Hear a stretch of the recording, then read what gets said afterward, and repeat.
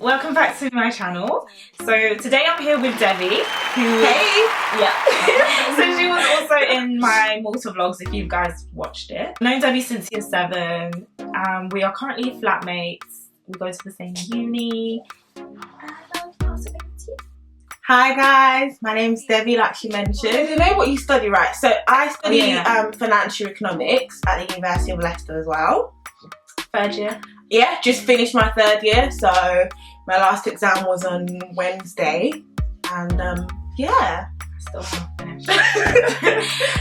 So today we're just going to talk about uni advice through to 1st to 3rd year, because we've gone through it all now, so we all know it from top to bottom. Yeah. So we just really hope that this video is helpful for you guys, and if you've got anything that you want to say, to add to it, any advice, then feel free to comment below.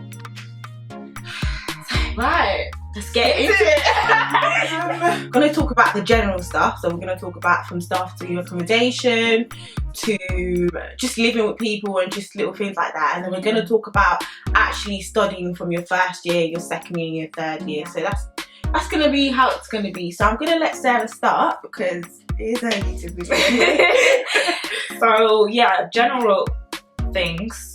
I would definitely start with accommodation because that is the basis. Like, that's where you're gonna go to. It's gonna be your new home, away from home. So when you're choosing your accommodation, you have to be really thoughtful about it.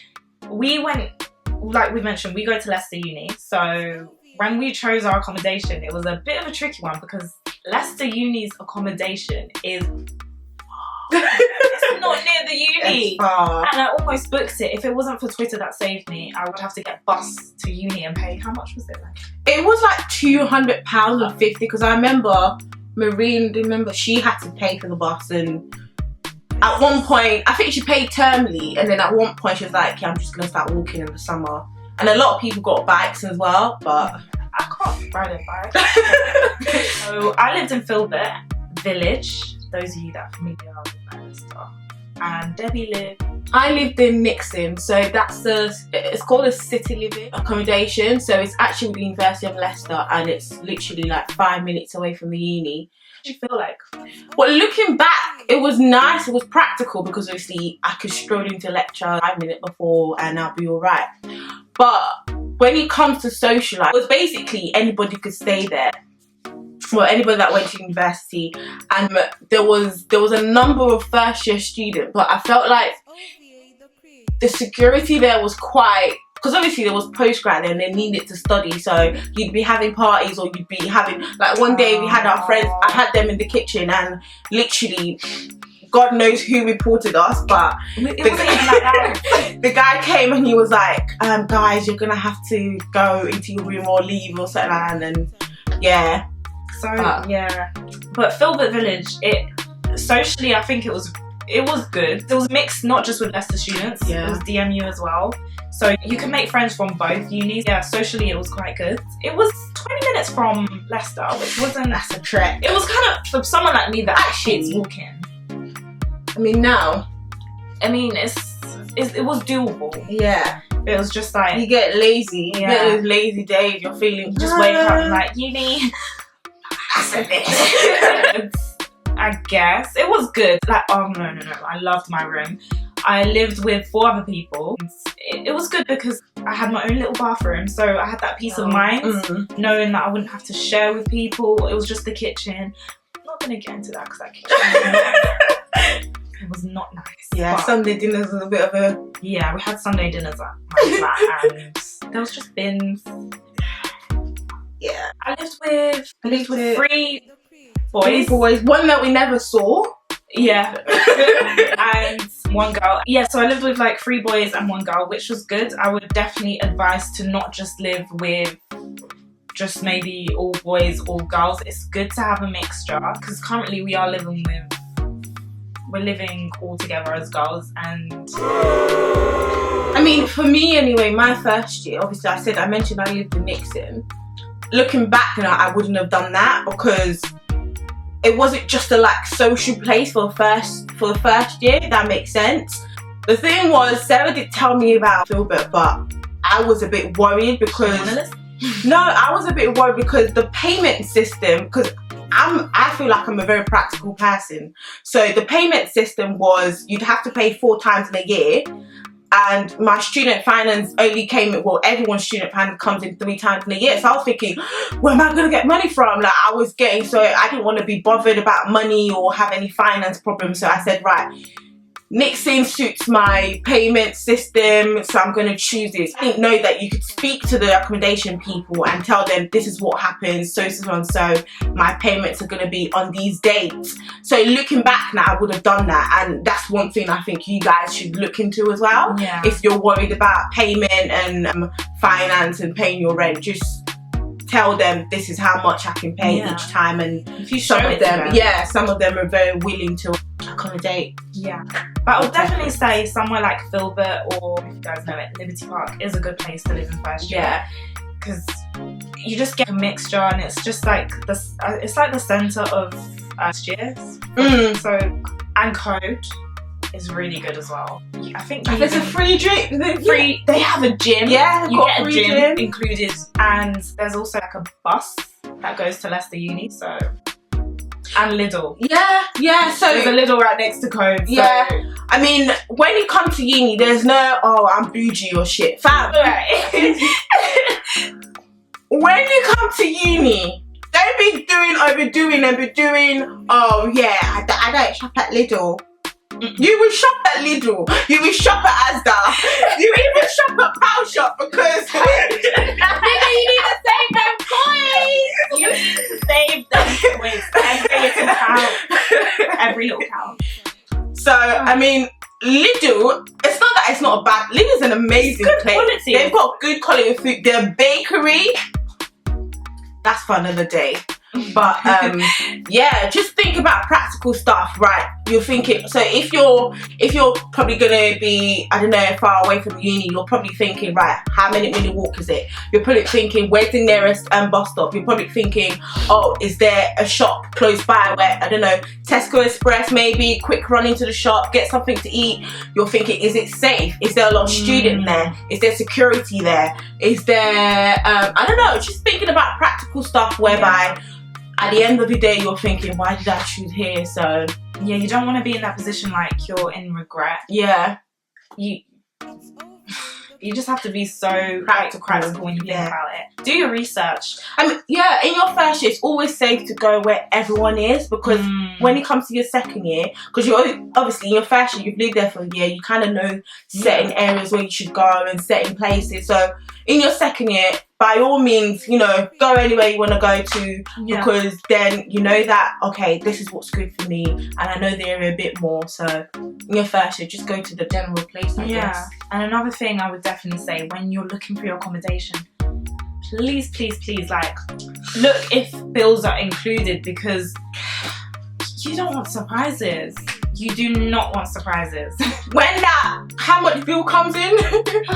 And again, these sort of things actually start to affect who you're staying with, exactly, credit as well. So if you're doing no bills inclusive and a £500 bill's coming in, and obviously you've got 5 flatmates or 4, and one person is like, no, I'll pay it later. Or something like that. And the problem is, it has to go on somebody's name. Yeah. So God forbid, if it goes on your name, it's you that will have the credit.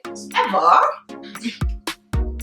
It does actually kind of set you up for the future, because at the end of the day, when we finish uni, we are going to have to go into the real world. We are going to have to pay bills. So it is a good starting point. Yeah. But I just feel like it shouldn't be something you should have to worry about in your first year, maybe your second year, definitely not your third year. Since we're on the topic of money, credit and bills, everyone gets the opportunity to have overdrafts. So when you have it, please do not go over the top with it.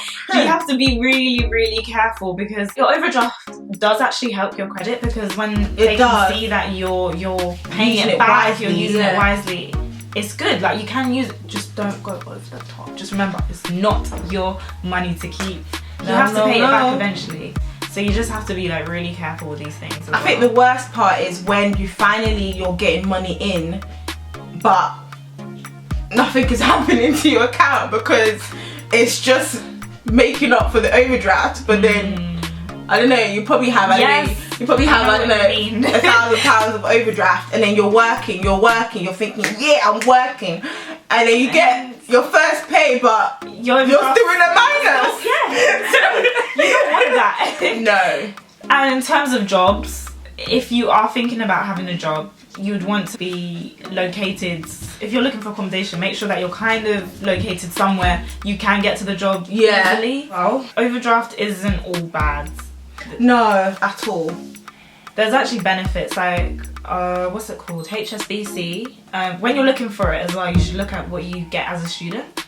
So HSBC, they offer £60 Amazon voucher, I think, and £500 overdraft. And Santander, they rail card. So it's a 4-year rail card. So although most of these courses might be 3 years, you still have that one extra year. 1.5. Yeah, you get up to 1.5. However, you could get as low as 250 as well, but it can either be 250 or 1.5. So you got to choose. You choose it. There can't be a middle one. Is that what you mean? No, there can't be. I remember I remember I initially had 250, and then I called my dad and I was like, Dad, I could get up to 1.5. He said, you do it.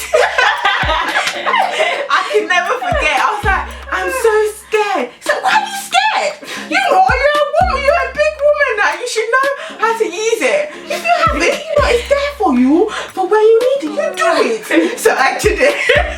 You did it. I did it. I pushed it to 1.5, and the rest is history. But Lloyd's, which I'm on, they offer. I think I started with 500, and I think their maximum. I think it's actually 2,000. Is it? I think, but I'm not on. You don't want I'm not 500 either, but yeah. And they also offer NUS discount, which is it's alright. It's good because it's what am I saying? It is good, but now with uni days and all of that, it's like the student discount is alright. Like you still. You know what I'm saying. Yeah, so are those all the banks? Yeah. And Barclays, to my knowledge, they do nothing. nada. I don't know, to my knowledge, at the time, even till now, I don't think they offer any sort of... Correct us if we're wrong. But yeah. We don't. 500 overdraft, but in terms of extra stuff, so yeah, you know, like nothing to like entice the rail card, and the discount, and US exactly, and the Amazon voucher. Barclays is like 500, but it's like if you want to be a member of our bank, come again, because she did mention NUS card. Get like a student. I mean, NUS card you have to pay for, but this one is called a Uni Days app. If I can get it off my phone, but I don't know if she's gonna edit it somewhere here. It's gonna go somewhere here. Somewhere on the side. Yeah, a Union Days app is basically an app that has loads and loads and loads of discount from 10% to 50%, 25%, and it's free, exactly, and it's free. All you have to do is upload your picture on there, and obviously by the time you get into uni, you're gonna have a uni email address, and put your uni email address in there, and it's literally gonna verify all of it. And when you go into the stores or even online, you just show it, and you're good to go. Yeah. So I feel like that's a more. Even there's another one called Uni Bean. Yeah, Student Beans, something like that. That one is not as popular, but they do have a lot of small their discount. I remember in the summer they had like a 50% discount on Tour Park or something like that. Really? Yeah. Wow. Yeah. I think we've covered most of the general things. Yeah, I think so too. Now we're gonna go to the boring part. the third year.